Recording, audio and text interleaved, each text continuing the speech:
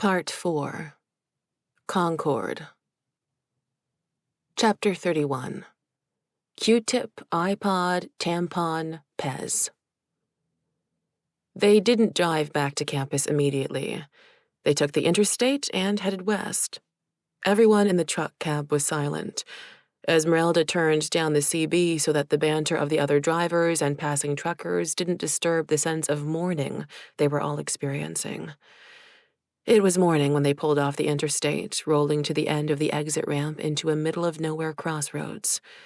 A series of fast food restaurants and two shabby-looking motels, one open, one closed and boarded up, spread out along the cracked four-lane highway. The median between the lanes was overgrown with chest-high weeds. The traffic lights cycled through red, yellow, and green for a non-existent morning rush hour. Their convoy eventually came to a stop in a strip mall where the only remaining businesses were a Latinx grocery store, a payday check cashier, and a Goodwill advertising a Halloween sale. A coming soon sign hung in the window of what looked to be a military recruitment office. A group of around 24 adults were waiting in the parking lot, with food, drinks, and light jackets for the kids who needed them. They had stuffed toys for the youngest of the children, enough that nearly all the kids were soon clutching alligators, teddy bears, unicorns, puppy dogs, or raccoons. The adults who had been waiting were speaking in rapid Spanish to the oldest teens just getting off the buses, coordinating the next steps. Liam could see the detainees were being sorted to go off with families. Officer Torres, being bilingual, had taken charge and was facilitating the matching. Chief Light and Officer Joando followed her lead, helping to distribute food and tend to any bumps and bruises the kids might have suffered. A few of the adults recognized Chief Light from his All-American days, shaking his hand and giving him daps. Liam could tell that some of the Latinx adults who were not able to read Chief on Light's badge and Officer on Torres's were under the impression that Torres was actually in charge. They were especially impressed with her since she had a minor celebrity reporting to her. Chief Light either didn't notice or didn't care. Another Latina campus police officer, her badge read Alvarez, took pictures of each child with her phone to help connect them with family members. Once Officer Alvarez was finished, she took down the child's name. Then one of the other matronly-looking women would come over, wrap the kid in a blanket, and start fussing over them. It all reminded Liam of a 21st century underground railroad, even if it was using charter buses, pickup trucks, and late-model SUVs. Officer Torres was subdued as she came over to the recycling truck. The kids had told her over the CB of Hugo's passing. Two of the dads from the group of folks that had met them came over with a sheet to wrap Hugo's body. After Leo, Valentine, Izzy, and most importantly Mateo said their last goodbyes, the men stepped up to ease Hugo out of the cab. As the other adults and children saw them carry Hugo's shrouded shape, the crowd grew quiet and still. Dozens of kids and adults crossed themselves. Liam was glad to see friends gather around Mateo to support him, but the business of sorting, matching, and fleeing was still a priority. Gerald had transformed into a lammergeier to perch alongside Mkali, the real bird giving him serious side-eye.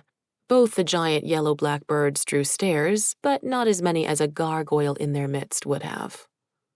Officer Torres gave Jeannie, then Jax, long hugs. She was more careful with Esmeralda, considering her multiple injuries, but her affection and relief was clear. "You kids did good. Thanks for giving us a chance to help." "We knew you would want to," Jeannie said. "You ain't bad for rent-a-cops," Jack said. Torres rolled her eyes. "You know, most of us have other jobs. This isn't even one we like that much. It just pays the bills." "Right," Jeannie said. "Where to next?" Mitchell asked, coming up with paper cups of coffee. "These are from Sophia and Luciana," he said, nodding back to two of the matronly women helping. The fact that Mitchell was already on a first-name basis with them came as no surprise to Liam. "We got to get back to campus," Jeannie said. "If Gerald is right about what the devils are planning tonight, we need to try to stop them, or at least warn people." "Can we help?" Valentine asked, Izzy coming alongside her. "You all get to safety. That's your job now," Jeannie said. "Sure," Valentine nodded, but Liam could read reluctance in her eyes. He'd only known Valentine for a few days, but he could tell she was not one to run from a fight. Izzy, too. She asked something in Spanish that Val and Torres answered, likely telling her that they were not going with their rescuers. Izzy turned to Esmeralda. Gracias, Reina Guerrera Feroz. Sure thing, little lioness, Esmeralda said, touching Izzy's head. Wewe ni imara kama simba. Asante for the assist. Liam found himself floating over to Mateo, who was saying goodbye to Mitchell. Mateo, I'm so sorry, Mitchell was saying. Thanks. I know Hugo would want me to be strong, to have faith, but right now, all I feel is sad. Mitchell hugged him, presuming a physical closeness to Mateo that Liam didn't feel himself. But it seemed to be just what Mateo needed. They said a few more things in Spanish, Mateo even handing Mitchell a folded piece of paper, a handwritten note or something. Mitchell stuffed it away in his pocket. Liam felt at a loss for words when he shook Mateo's mangled hand. Mateo? I'm sorry about Hugo. I'm sorry we couldn't do more. It's not your fault, and your friends got us out, so thanks. Hugo would be thankful too. Jeannie announced that she had pinged a rideshare service and their driver was coming. She suggested it was better if they meet him on the other side of the strip mall. I guess I'll see you, Mateo, Liam said. Unsure what to do with his hands, he rubbed the back of his own neck. Be careful, Mateo said, reaching out to force Liam into a hug. Keep the faith, hermano. Sure, Liam said, but he wasn't sure if Mateo was being ironic or not, or even if he himself was. Liam was mostly quiet on the ride home. Their driver was a high school history teacher moonlighting as a Lyft driver. He asked if they were going to a Halloween party, seeing how Jeannie and Jax were dressed in tactical gear and Liam and Mitchell in torn and dusty clothes. They all looked like characters out of a post-apocalyptic film. It took Liam a second to realize that indeed it was October 31st. He had lost track of days and dates inside the detention facility. Yeah, we are, Mitchell answered from the front seat. He held Ian's dragon frame curled in his lap and proceeded to concoct a story about their costumes, incorporating himself and Liam as zombies, Jeannie and Jax as zombie hunters, and Esmeralda as a badass East African superhero, which actually wasn't far from the truth of the matter. Squeezed into the back with Jeannie, Jax, and Esmeralda, Liam tried to pay attention to the plans they were making to stop what Jeannie called a full-scale campus-wide possession event coming in mere hours. One so big, it would spread past the bounds of campus the moment it started. It will make the East African zombie outbreak a couple of years ago look like a cakewalk, she said. Yeah, Esmeralda spat, which Liam presumed was an exclamation in one of the many languages Esmeralda seemed to speak.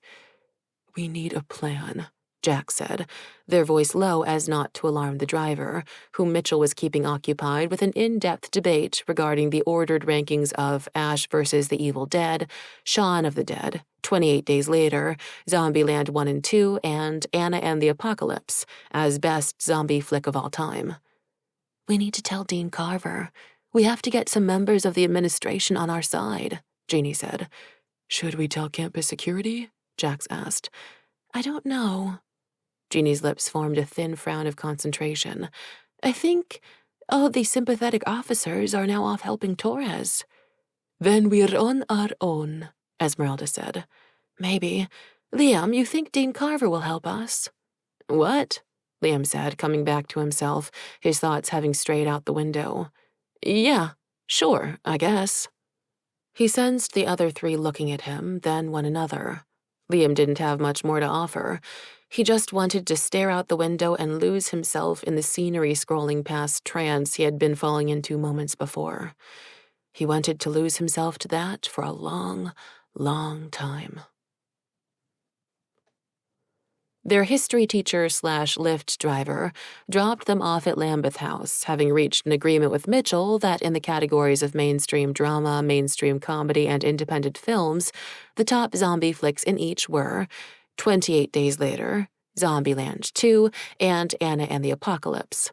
A fourth category of classic films had also been created. However, no agreement could be reached regarding Night of the Living Dead or the Italian zombie film Le Notti del Terrore, begging the question of whether a fifth category needed to be created for foreign zombie films. Although if it was, Mitchell was not budging on his opinion that Le Notti del Terrore was a travesty of filmmaking and deeply inferior to the Norwegian zombie Nazi film Dead Snow and its sequel, Dead Snow, Red vs. Dead. Liam was more than ready to escape both conversations going on in the front and back seats. He hopped out of the car and started walking to the rear of Lambeth House. He headed directly to his workshop. Umkali swooped down, having followed them by air along with Gerald, who popped back into gargoyle form, shaking out his arms and tail with a shiver. Well, if that flight wasn't invigorating. Liam mostly ignored the demon. It was late afternoon, the sun casting long shadows across the campus. It wouldn't be long before the younger trick-or-treaters came out. Children dressed as superheroes, Star Wars characters, pirates, princesses, ghosts, and ghouls. They'd be accompanied by their parents, all of them blissfully unaware of the imminent, otherworldly threat coming as a result of the all-but-duped frat brothers and sorority sisters in thrall to devils and demons. The other Lambeth kids followed Liam around the back of the house and filed into his workshop, heedless of his lack of invitation. Apparently, in his absence, they had set the lab up as their own primary headquarters. A diagram of the ghost box was spread across the countertops, along with a list of phone numbers for refugee agencies, migrant rescue groups, and a number of fast food delivery services, the boxes of which were stacked to the point of overflowing in the unemptied trash can. Jax asked Liam where his first aid kit was stored. Liam pulled it out from under the bathroom sink and set it on the counter of the workbench for them. They quickly set to work on Esmeralda. When Jax couldn't find sufficient thread to stitch up Esmeralda, Ez said, "Doesn't matter. Grab some dental floss." Liam obliged, heading back to the bathroom medicine cabinet and found some non-waxed dental floss. Mitchell pulled out a Bunsen burner and began to sterilize a needle. As Jax unwrapped Esmeralda's wounds, Mitchell made faces. Jax, however, leaned in with the objective look of a professional.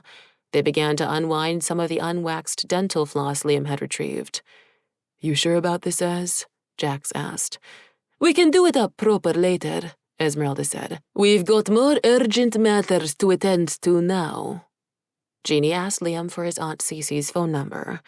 Liam heard himself share it with her and listened as Jeannie dialed and told Aunt Cece that they needed her immediately at Lambeth House. Liam watched it all unfold, passive. He finally found a word for what he was feeling, or not feeling. Detached.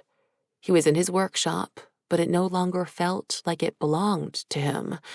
At one time, it had been his sanctuary. Now it had all these intruders bumping around, conversing with each other.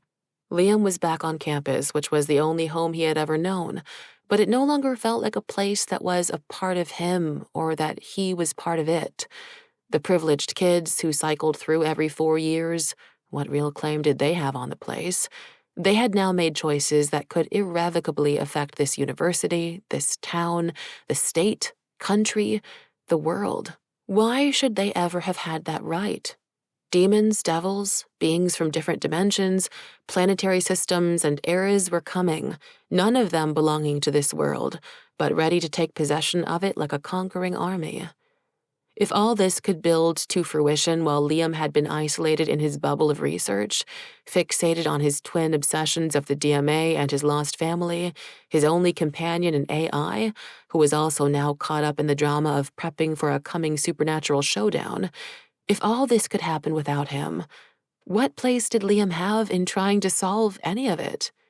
He just wanted to survive it. But did that actually mean helping? Or risking anything? Or could it mean running? Getting the hell out of Goryu and the town around it? The others were talking about midnight being the moment when the membranes between dimensions would be weakest, or something or other. Liam found himself unable to stir up any urgency about it at all. Liam decided his life didn't feel like his life any longer. Even his isolation, his loss of family, was no longer special or unique. He thought of the kids in the detention center, the pain in Mateo's face as he said goodbye to his brother. Liam knew he shouldn't have felt so lonely just then. He should have felt solidarity, of mission, of purpose, even in suffering with all those he had met in the past few wild days. But instead, he just felt empty, like the whole world was just broken and empty. It was as if the despair Liam had glimpsed when the woebegone had been eating away all his good memories had actually been a glimpse of reality. That was the real world, the cold truth that awaited them all, the conclusion that the universe was just cold, unconnected darkness. The universe was empty and barren like a field of singed daisies, or an empty bed, the mattress, the pillow still bearing the impression of his mother, even after the coroner had taken her body away. The workshop remained abuzz with activity. Ian was providing a countdown to midnight. Jeannie was working the phone, checking Facebook for updates on the party on Frat Row that was starting in just a few hours. The Delta boys are organizing it with the Row girls. A Halloween cotillion, Jeannie reported. It's an open block party. Bands in the quad, games, prizes, raffles. It's even open to folks from off campus. More bodies for possession, Gerald said, biting his nails, his ears flat as he flew in a tight oval. Liam looked away from Gerald's version of pacing, instead checking the progress on Esmeralda's arm. Jax was drawing the dental floss through the rents in her skin, coaxing the torn pieces back together. Liam winced. Ez, doesn't that hurt? Pain is all in the mind. Ow! Damn it, Jax, that hurt! Sorry, Jack said. Pain moved from your mind to your arm? Mitchell was standing by with cotton balls, rubbing alcohol and antibiotic ointment. Hush, Mitch, Jack said. You can razz her all you want when you slay a demigod. Ez, that was so epic, Mitchell said, cleaning up some dried blood from Esmeralda's temple. Esmeralda's eyes narrowed, either with discomfort or the weight of an unsettled score. I had help. Hugo was brave, Jack said in a soft voice. He had a fighting spirit, Esmeralda said. Umkali let out an indignant squawk. You too, silly bird. I was getting to you. You were very courageous, Esmeralda said. Umkali adjusted his feet on the top of the bookcase he had perched on, snapping his wings and puffing out his body feathers. Esmeralda turned to Liam, catching him off guard. So were you, Liam. I'm glad you made it out all right. But, Hugo, she made a sharp clicking sound with her tongue in the back of her throat. Someone will have to avenge him. The way Esmeralda said it left no doubt as to who would be doing that. Gerald stopped mid-rotation, reached behind his back as if into a pocket or portal or something invisible to them all. He produced a tiny object which he tossed across the room to Esmeralda. She snatched it out of the air with the arm not being operated on, as if she had the ability to echolocate. Gerald resumed his circling. If you're headed out there, Esmeralda, you might need to replace your staff. Esmeralda was now holding what looked to be a black iPod Nano circa 2008. It was wrapped in a red gel case. Jax looked over from their work, saying, She has lacerations. She needs sutures, not a Q-tip. Is that what you see? Esmeralda asked, a single eyebrow arched. I see a Pez dispenser with a T-Rex head, Mitchell said. Everything is a T-Rex to you, Jack sighed. I see an iPod Nano, Liam said. Black with a red case. So 2000 and late, Mitchell said. Who uses iPods anymore? Is it weird I see a tampon? Jeannie said, looking up from her phone. Maybe your Aunt Flo is coming? Jax asked. Jeannie shrugged. Wouldn't be the first time she had abysmal timing. Well, it's cloaked, Gerald announced. Its true form is hexed from view. But Esmeralda, you can see it. I do, and I know this is valuable. To clean ears, dispense Pez, or listen to the Black-Eyed Peas? Jax asked. I know what it is for, Esmeralda said, her voice deep with feeling wholly inappropriate for a Pez dispenser, vintage iPod, or tampon. Thank you, Peppo. Gerald shrugged. You earned it, kid. It's in capable hands. That was when the door to the workshop banged open. Aunt Cece rushed inside. Jeannie, I came as fast as I could. But she never finished her sentence. Instead, she looked up from her phone to see Liam, Jax, Esmeralda, Mitchell, and Jeannie, but most of all, an animate gargoyle/demon worrying his tail in both hands and still circling in tight, nervous ovals. That was when Aunt Cece fainted. Chapter 32. A Panoply of Chris's. Catch her! Esmeralda cried. Jeannie, closest, managed to take a few running steps just in time to break Aunt Cece's fall. Her efforts mostly amounted to letting the grown woman collapse on top of her so that both of them flopped onto the floor together. Jeannie wriggled out from beneath Aunt Cece, removing her tactical vest to stuff it under Aunt Cece's head. Liam, there any smelling salts in that first aid kit? Yeah, check the compartments on the side, Mitch, Liam said, rushing over to his aunt. These them? Mitchell said, holding up a paper packet. That's silica. Gerald, Jeannie said, half pleading, half impatient. You mind changing into something less, I don't know, demonic? Sure. Sorry about that. How's this? In a pop, the gargoyle was replaced by a manifestation of Chris Pine, but in a Captain America suit. He was making moony bedroom eyes. How about some Chris Evans candy for the eyes, eh? I'm pretty sure that's Chris Hemsworth, Jack said, taking the briefest of glances from their sewing. The one that was married to Miley Cyrus? No, that's Liam, Jack said. What? Not you, Liam. Liam Hemsworth. I'm so confused, Liam said. Mitchell held up a second packet from the first aid kit. This says ammonium carbonate. A single whiff revealed to Mitchell that he had found the smelling salts. Whoa, those are strong. Over here, Jeannie said, snapping her fingers. Mitchell obliged, launching the packet across the room. Jeannie grabbed it out of the air and began to scold everyone. You all are embarrassing. How can you confuse Captain America with Thor and, oh my gosh, Steve Trevor? That's DCU and MCU you're mixing up, Gerald. This is basic stuff. Jax leveled their stare at Esmeralda as the East African exchange student rolled their eyes. Don't say it as... Me? I said nothing, Esmeralda insisted, clicking her tongue once more. You were about to. I could feel it. Esmeralda stiffened on her stool, gasping in mock affront. I have no idea what you mean. Uh-huh. Esmeralda turned her head, a further unconvincing display of indignation. I was just going to say, all Chris's look the same to me. Don't make me laugh. It will hurt you more than it will hurt me, Jack said, drawing closed Esmeralda's gash. You are such a brat. You couldn't resist, could you? Wazungu ni wazimu. Focus, people, Jeannie said from beside Liam. She waved the salts beneath Aunt Cece's nose. Dean Carver is coming to in 3, 2, 1. Liam leaned over his aunt, doing his best to make sure he and Jeannie would be the first two people Aunt Cece saw as her eyes fluttered open. Liam, oh God, baby, you're okay, Aunt Cece said, sitting up and hugging him. Hi, Aunt Cece.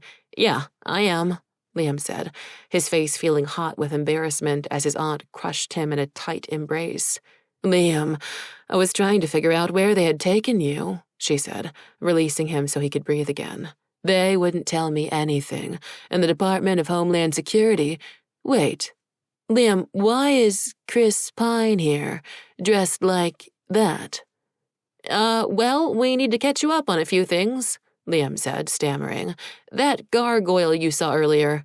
Oh my God, Liam. I was hallucinating. Actually, it wasn't a hallucination. Chris Pine, Steve Rogers. Well, Steve Trevor, actually, Mitchell mumbled. Does the costume make the superhero or the actor? Jax wondered aloud. Liam sighed. Aunt Cece, Captain America there. He was the gargoyle. Liam's aunt looked at Liam, then Jeannie, who made a pained look as she shrugged as if to say, sorry for not saying more. Am I still hallucinating? Or is this a dream? Aunt Cece asked. Neither, Liam said. It's real life. I know this is hard to believe. Maybe I can help, Gerald offered.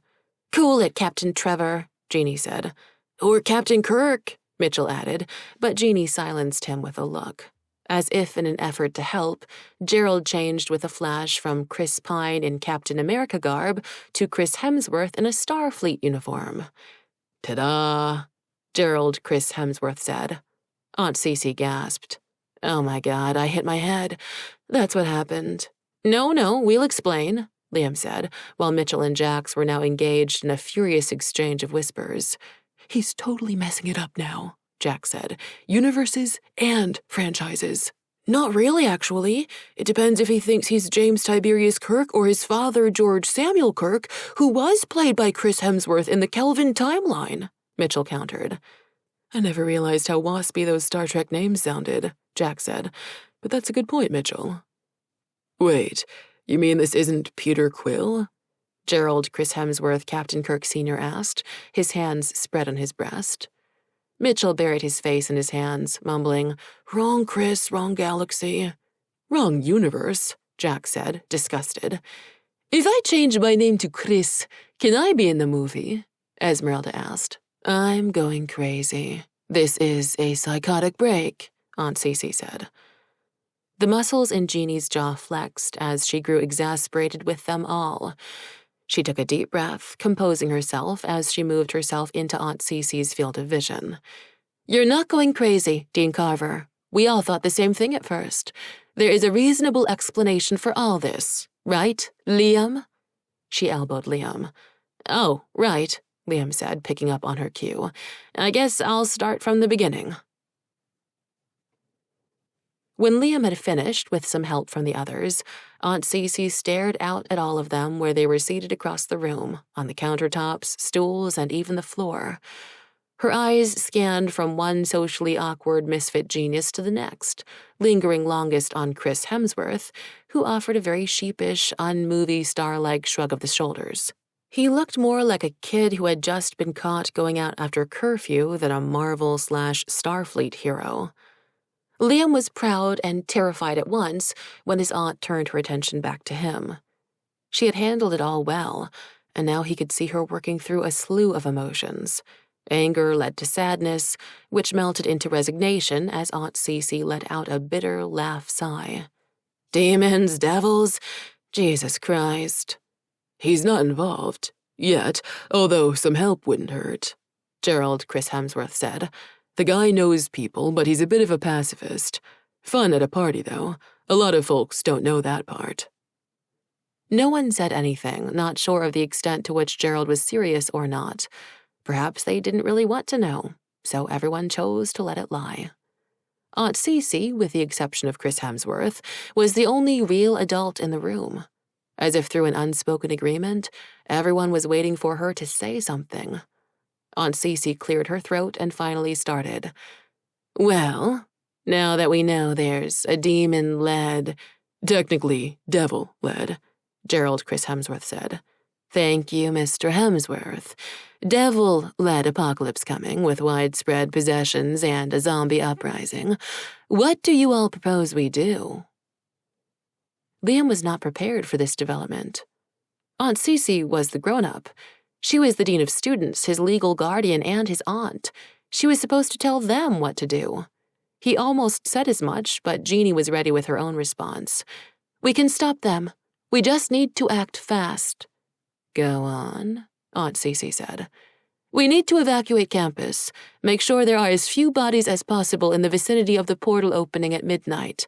That will slow their advance. A demon, devil, any such being can exist only for a limited time on this side, Gerald Chris Hemsworth explained to Aunt Cece. To manifest here in the form of baryonic matter takes energy from our essence that eventually is depleted, unless we have a body to host us. Then we can exist indefinitely, even if the host is dead. Actually, better if they are. With them dead, there is no soul to wrestle with for dominance. Chris Hemsworth's, still in a Starfleet uniform, confidence was growing as the topic moved into a field where he had some expertise. Aunt Cece shook her head. That will be hard with all the partygoers descending on campus from town and all over tonight. The frats have really advertised this thing. What about campus police? Can we call in some sort of emergency? Jax proposed. From what you said, all the sympathetic officers are off helping those kids, Aunt Cece said. I won't have much pull with those officers left behind. What if Ian sent out another false alarm, like he did at the detention center? Esmeralda asked. The effort and time required to voluntarily relocate a few dozen security guards was by degrees less than would be needed to craft a convincing and urgent enough scenario with accompanying beta-tested messages for the thousands of students and residents of the town and campus, Ian said from the speakers. My simulations also indicate that there is a high probability such an event would have the unintended consequence of drawing additional people to the town from surrounding environs as a result of the media coverage. That means no, Liam summarized. Then we have to reach the Delta and Rho kids and stop them. Steal the spell books, talk sense into them, whatever it takes, Jeannie said. You might need to be the muscle for us, Gerald, Mitchell said. Chris Hemsworth swallowed. I can try, but if they have another manticore, more demigods, or help from Wendell the Wendigo still, I'll be overmatched. What if we have an ace up our sleeves? Jeannie asked. An ominous silence followed. What are you proposing? Aunt Cece spoke up for all of them. Jeannie leaned across the table on her elbows. She stared hard at Liam. The dark matter array. The DMA? Absolutely not. Liam folded his arms. You mean the device your father was working on when he disappeared? Aunt Cece asked, her head snapping around. Liam's eyes were drawn to the trombone case, those stickers of his mother's with the campaign and protest slogans, those stylized women of color, those children behind bars. Close the camps. Out of many, one. Yes, we can. We still don't know what it might do, Liam said. You've been working on it, though, Jeannie insisted, and you have data from Mitchell and Ian's tests. It has to be the key to all this. Why else would Gerald have been sent here in the first place? Liam, you've still been playing around with that thing? Aunt Cece slammed her hand on the countertop, her voice taut, her eyes flashing.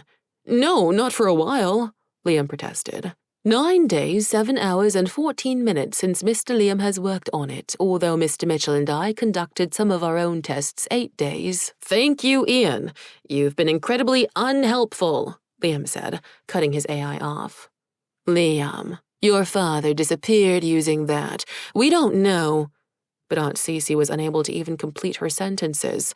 The mix of fury and worry was too great. I know, Aunt Cece, I know. But that's just it. We don't know, Jeannie jumped in. Why else would Gerald appear here in this workshop? You said your dad was trying to open his own portal to the spirit world, to contact your mother. What if this DMA is a tool, not just to open a portal but close it too? We've got to try it. The room grew quiet. Liam realized they were all waiting on him, even his Aunt Cece. Something had happened. In this swirl of events, he'd somehow acquired some expertise, authority even.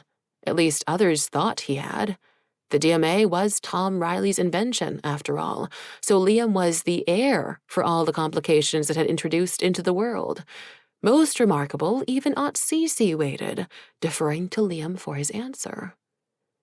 Liam hugged his arms closer to his body, staring down at his feet, which didn't reach the floor while he sat on this stool. He couldn't bear to look up and meet the gazes of those gathered around him. The silence only lengthened. He felt the impatience of the others growing in tandem with his own resentment. He knew exactly what he wanted to say and why. He knew how he felt about the DMA, about it all those frat boys, all those sorority girls, the campus administrators, the townies, and after a beat, Liam didn't know why he was waiting any longer. We could also just do nothing. More silence. Liam swallowed the lump of tension building in his throat, this one he guesstimated to be grapefruit-sized, before he finally looked up. He focused on the far wall, then the windows. Outside, he could see students in costumes. They were crossing under the cone of amber light from a campus lamp.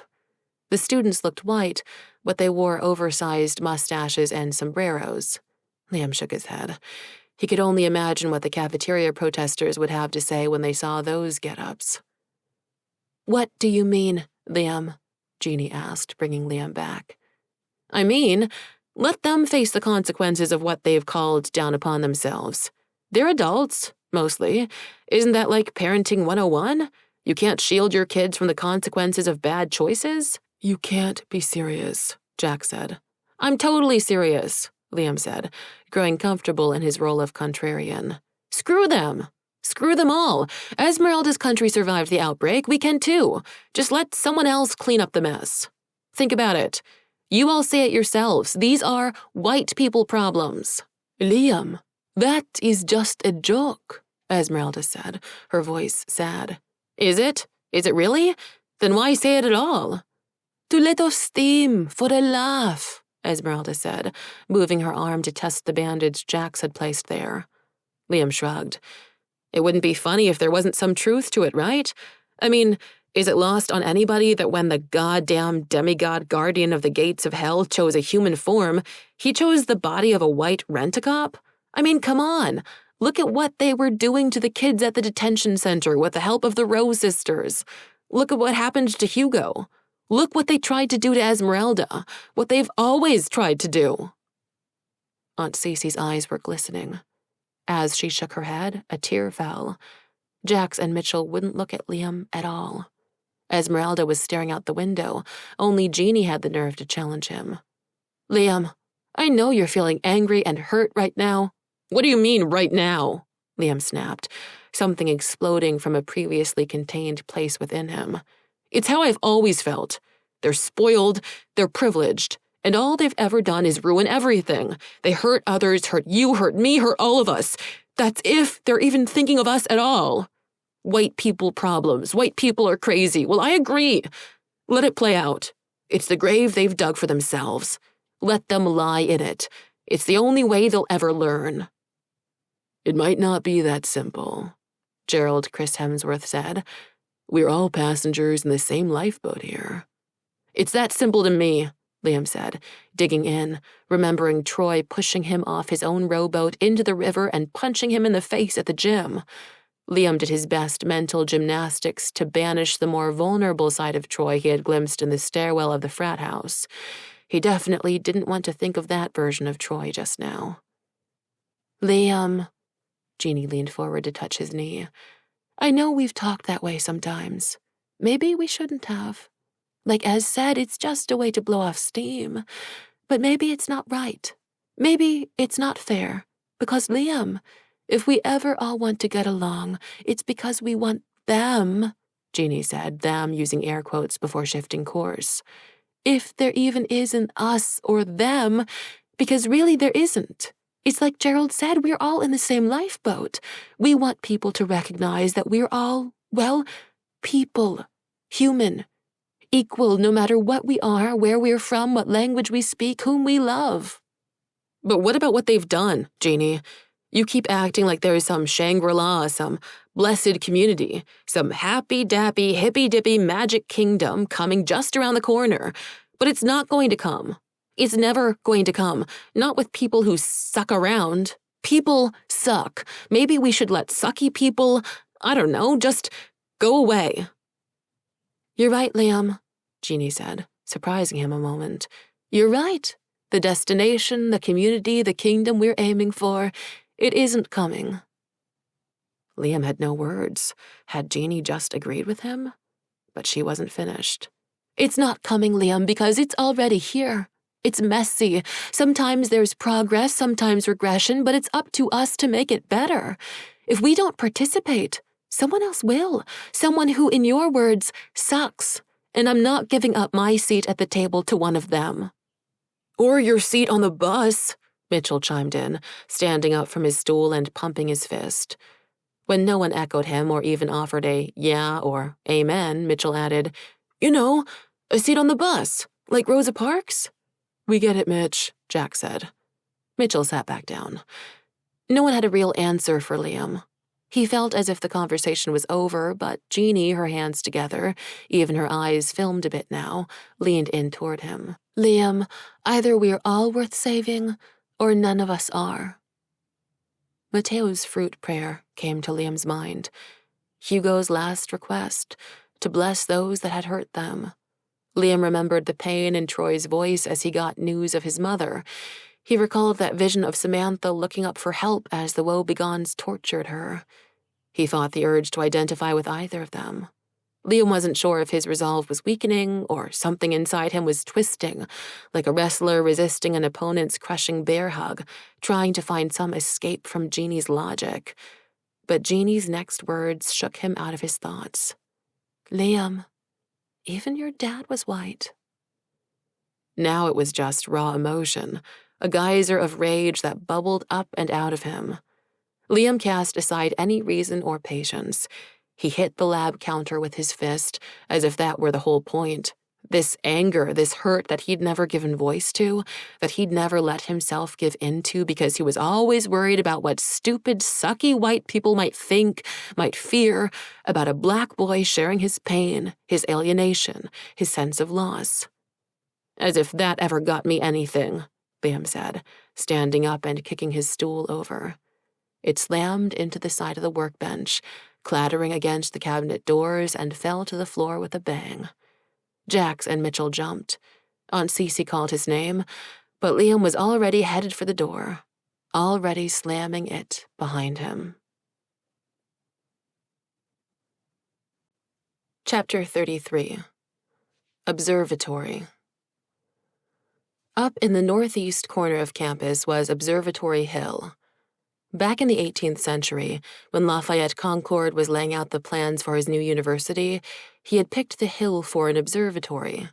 The building still stood, a tiny white dome set atop a quaint brick building that wasn't much more than a cottage. Liam's father had once told him it had been modeled after a lighthouse keeper's cottage. The observatory had a telescope, but it was small and old, not really much better than what you could buy for $300 nowadays and set up in your backyard. As the town had grown, the light pollution had made the hill mostly useless for serious astronomy, but the campus astronomy club still had viewing parties for eclipses, meteor showers, and other big celestial events. Ever since Liam's father had worked for the university, the main draw of Observatory Hill was not the observatory, but rather the gardens around it. Azaleas and daffodils provided explosions of color throughout the spring. A rotation of different flower varietals did the same throughout the summer. In the fall, rows of mums punctuated by crepe myrtle rounded out the growing season.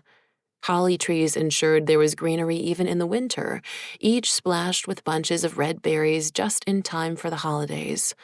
A hedge maze adjacent to the cottage drew families with children from town and more than a few students looking for a diversion from their studies. Observatory Hill had been a favorite spot for Liam's parents, too. The grassy lawn before the cottage had been a park space for Liam to play in as a toddler. They'd come here for family picnics, and his father used to reminisce about times he had brought Liam's mother up to the hill when they were dating. Liam tried not to imagine his parents smooching, like many of the student couples did on evenings when they walked up to watch the sunset over the town and the stars peeking out through the indigo curtain of twilight. Still, even Liam could not deny the romantic vibe the place had. Even in his mother's last days, his father had brought her to the top of the hill, pushing her in a wheelchair to savor the fat blossoms, the fresh air, and the expansive view. After Liam's mother had died and his father disappeared, the other groundskeepers had kept the gardens in a prize-winning state as a testament to Tom and Cynthia. The groundskeepers had even installed a park bench close to the oldest and tallest of the holly trees. A plaque on the back dedicated it to the memory of Liam's parents, a memorial of sorts. Liam didn't know how he felt about the park bench. In some ways, it felt pathetic. The totality of your life summed up in a bunch of wood slats and wrought iron, sitting out in the rain and elements, rotting and rusting, empty for more of its useful life than not. Mostly it accumulated leaves, grass clippings, and a patina of pollen when it wasn't holding students' butts, students who were more interested in vaping or making out than the meaningless names of Tom and Cynthia Riley stamped on the plaque. To them, these were just more names they dismissed, like all the other meaningless names of dead and departed donor alums scattered on buildings, benches, and halls throughout campus. Liam had never actually sat in the bench set up in his parents' memory. He preferred a set of sitting stones his father had placed around the trunk of the holly tree. Tom had placed them there for Liam since, even as a child, Liam had liked to play beneath its boughs. Leafy throughout the seasons, the holly made an arboreal enclosure Liam could treat as his own clubhouse. The rocks were a welcome alternative to sitting on the ground, which often was covered in the fallen, but still pointed, holly leaves. Through the branches, with his back against the trunk, Liam could see the gleam of the brass plate bearing his parents' names, even if he couldn't read it. He knew the words by heart. In loving memory of Cynthia and Tom Riley, they brought so much beauty to the world. If Liam wanted, he could even imagine his parents sitting on the bench as spirits, ghosts, whatever. What wasn't a possibility after what he had seen in recent days? But why bother? Why hope? Liam had come here the night his mother had died, sitting differently then than he did now. That night he had pulled his knees against his chest, as if to keep out the world, wrapping his arms around them, a woefully insufficient surrogate for her. Even bony as they had been at that time, they still had more flesh on them than Liam's mother had in her final weeks.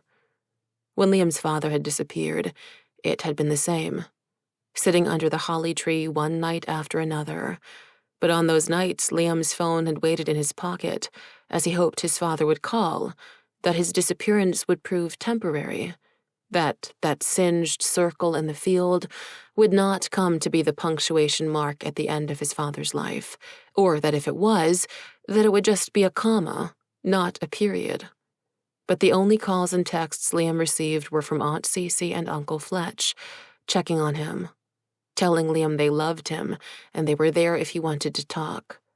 But as much as they loved him, they weren't his parents. Nothing could fill the hole left by Cynthia and Tom Riley, Mom and Dad. Liam sat now with his legs out before him, his fingers rolling a holly berry between his knuckles. He was still winded from racing up the hill on his bike. He was sweaty, despite the cool autumn air, his heart still racing, if not from the exertion of the ride, from the replay of the past days, hours, even minutes, an ongoing loop in his mind, spinning without end. Nothing made sense. Everything felt out of control. Liam yearned for the simplicity of days just weeks ago, when he was alone or with just Ian. Then, even if Liam didn't have his parents, things were ordered, predictable, uncomplicated. Even if he had felt lonely, it was a loneliness Liam could manage, could control. He had Aunt Cece and Uncle Fletch. Liam could see them when he needed, get a dose of companionship, supervision, an inoculation against solitude, then return to the freedom of creating, building, and the satisfaction of solving problems on his own in the lab. There he had been solving real problems, with answers, not faux white people ones. Then Gerald, Mitchell, Jeannie, Jax, Esmeralda, Mateo, Hugo. Poor Hugo. Valentine, Izzy, Leo, all the kids had to go and complicate things, complicate Liam's life. Even worse, Ian and Aunt Cece had been brought into it.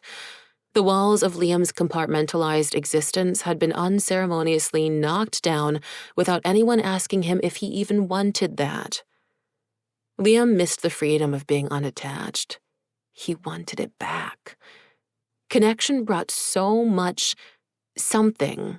Liam couldn't put his finger on it, but it felt like an obligation, a responsibility, a burden he didn't want. Instead, he stared at the empty bench. Even now, even without the woebegones warping his memories and emotions, Liam could feel that overwhelming sense of loss rising within him again, the knowledge that life was only a series of losing things, losing people, until you had nothing left and just died. What was the point of going on? The universe didn't seem to care either way if Liam existed or not. Cold, unfeeling as it was, an average overall temperature of 2.73 degrees Kelvin.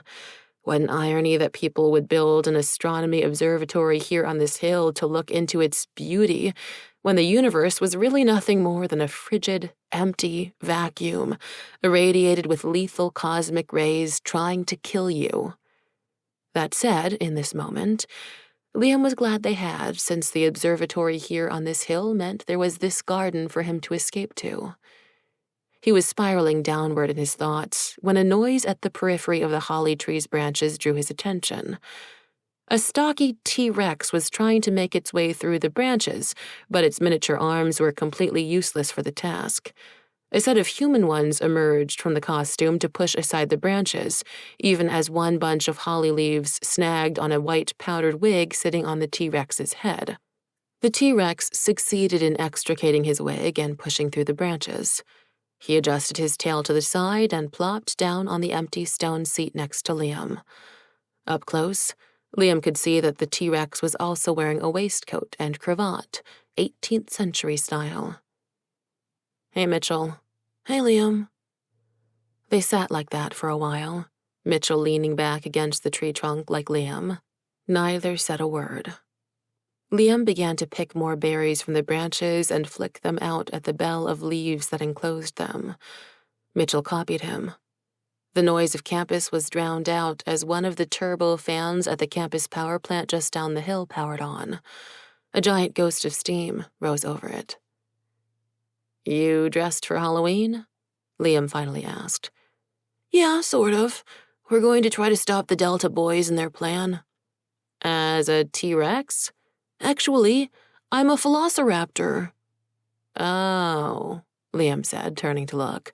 "I get it now. The wig, the waistcoat. Don't forget the cravat. There was a brief debate whether it was a cravat or an ascot. I explained that tied close to the neck in the 18th century style, it is a cravat. I was right." When Mitchell realized Liam didn't have much to offer on the topic of cravats versus ascots, he said, "Anyway, Jeannie is a duck, Esmeralda a beaver, Jax is an iguana. All four of us, our powers combined, we're a platypus." "What?" "A platypus, because it's a unique combination of animal morphology, a real-life manticore or chimera. It's venomous like a snake, swims like a beaver with that tail, has milk ducts, has a bill like a duck, lays eggs like a lizard, and well, me as a non-avian dinosaur is a bit redundant, but it's the best we could do considering the short notice." Mitchell's voice trailed off, his hands lifting, then falling into his lap. He started again, his voice quiet. "Liam, did you mean all that? All that you said about white people? That we all suck?" Liam dropped his head so his chin touched his chest. Exhausted, his energy spent on racing away from the workshop, away from everyone, he didn't feel as angry now. No, not everyone. But some do. Most seem like they do. You know, the Troys, the Blazes, the Dilworths, the Chads, the Officer Treys of the world. The last of whom was technically a demigod. All those white-ass guards weren't. Yeah, I guess we can be pretty bad. Something in Mitchell's voice, the way he dropped his own head to look at his hands, the T-Rex or velociraptor's head doubling the motion, nodding so it was level with Liam's face. It was all so utterly pathetic. Even if the T-Rex's face was frozen in an expression of clenching teeth and bulging ferocious eyes, it still managed to look sad. "But not you, Mitch, and not Jax. You're pretty cool. And my dad, too. He was actually, pretty great, and I miss him. Mom, too. A lot. I really miss them both." Liam paused, taking a second to swallow. "But I guess there are a lot of white people that I like. You get to know people on a personal level, and they're sorta okay. Still the rest, the Delta boys and Row girls, I don't know. It's not easy for me to give them a pass. The world seems so full of them, and they benefit from so much that comes at the expense of others. People like me. Even if they're not jerks, their ignorance is so frickin' big. Their obliviousness might not even be a consequence for them, but it could kill me." Liam pegged a branch with a berry. It's hard for me to let my guard down, Mitchell, because if I do, I get hurt. They don't. They just go on about their lives. It's like you're the opposite of Dostoevsky, Mitchell said, staring ahead. Of who?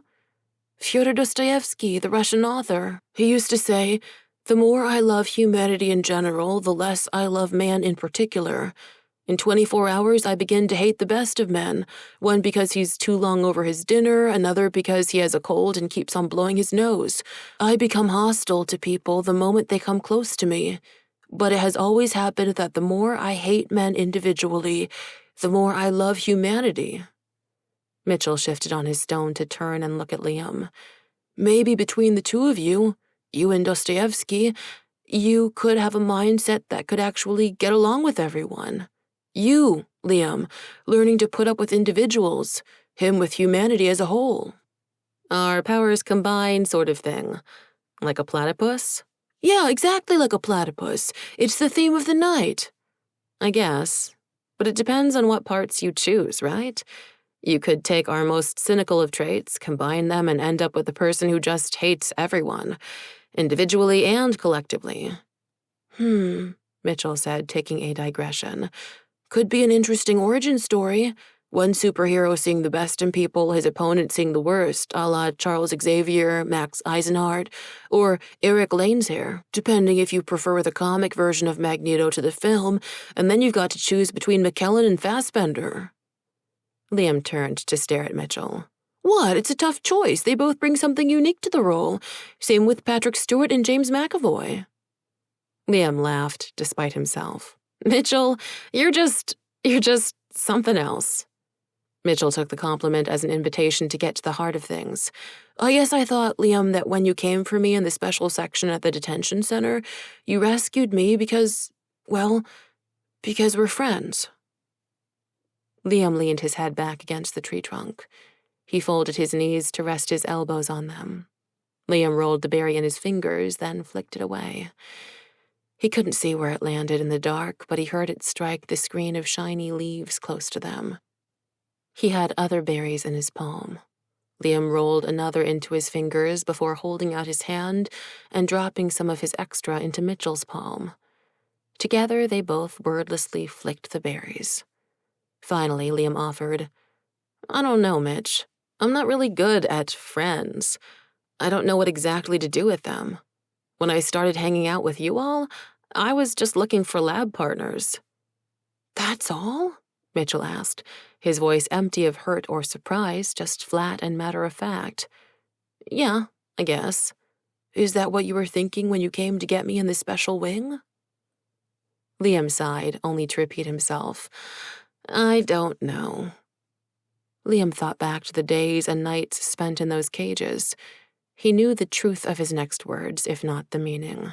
"I was worried about you, Mitchell. I mean, really, you're a big nerd, but a cool nerd. You're smart and interesting and funny, and so are your friends, and I thought you were losing your mind in there, and that really sort of felt unfair. It sucked, actually. I couldn't let it happen." He could feel Mitchell looking at him. Liam turned away to fling another berry. "We're definitely not the in crowd, us Lambeth geeks, but we are great lab partners," Mitchell said.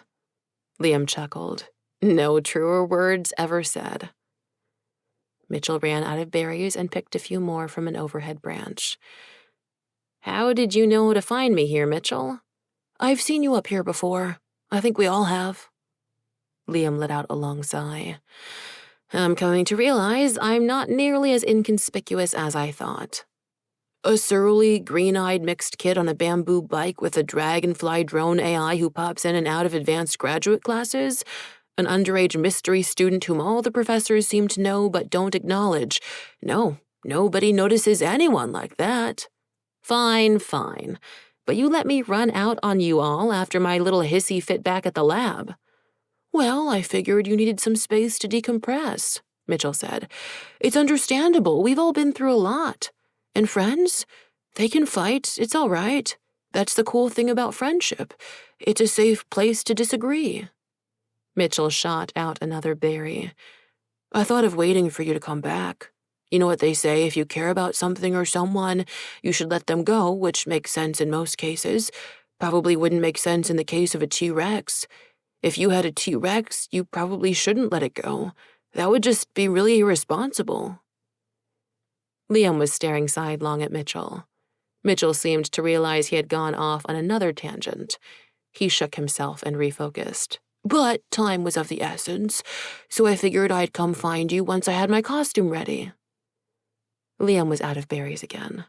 He had picked most of the ones within reach. Mitchell provided him with a few more. The catchphrases, the events, the competing and complementary philosophies of the past years, months, days, from bumper stickers to fruit prayers, all jostled together in Liam's head. Out of many, one. Better together. Close the camps. Fruits that we have borne, be their forgiveness. Mitch, I want all the things that you and your friends say, the things Mateo says. Man, I even want the slogans on my mother's trombone case to be true, but they all are so jolly, peppy, all rah-rah, and well, my life hasn't been like that. Nothing says your hurt can't coexist with them. Really? Liam asked, his surprise genuine, a door opening he hadn't considered. Yeah, nothing in them says it's easy or that, well, you won't suffer. Actually, if you think about what Esmeralda says, of course you will suffer. Everybody suffers. Especially if the worst things that happen to us end up being the best. That sort of requires suffering. It's a prerequisite, like taking multivariable calculus before discrete structures and vector space analysis. Yeah, it's probably just like that. Okay, well, maybe you could take multivariable calculus at the same time as discrete structures, but you really need it all before vector space analysis. Mitchell realized Liam was staring at him again. Sorry, tangent, he said. But what I mean is, yeah, it sucks that pain is the price of admission for growth, but it does appear to be like an emergent universal principle of the cosmos, if not the emergent universal principle of the cosmos. You should talk to Ez about it sometime. That presupposed Esmeralda and all the others would survive the imminent demonic invasion and looming zombie apocalypse. Stirrings of concern began to grow in Liam. Mitchell shifted on his stone seat, rearranging his T-Rex costume and waistcoat to reach into the pocket of his jeans. He drew out a folded scrap of paper and handed it to Liam. Here, Mateo gave this to me when we were in the parking lot. He said you might need it at some point, Mitchell said. Liam thought he recognized it. Really? Me? Yeah. Liam unfolded the paper and read it. For Liam. Do not be daunted by the enormity of the world's grief. Do justly now. Show love, compassion, mercy, now. Walk humbly now. You are not obliged to complete the work, but neither are you free to abandon it. The Talmud. The handwriting was legible, if not uniform. It was the best a kid with only 2 fingers and a thumb could manage. Mateo gave this to you? Liam said, folding it back up. When he offered it back to Mitchell, Mitchell put his hand up. So did the velociraptor, the short arm almost sweeping it out of Liam's fingers. Liam tightened his grip around it, as if it were a holy relic. No, it's yours. Liam slipped it into his own breast pocket, securing the button over it and shaking his head. Man, Mateo, he really is like a little prophet, I'll say. Liam couldn't help a small laugh, leaning his head back against the holly trunk.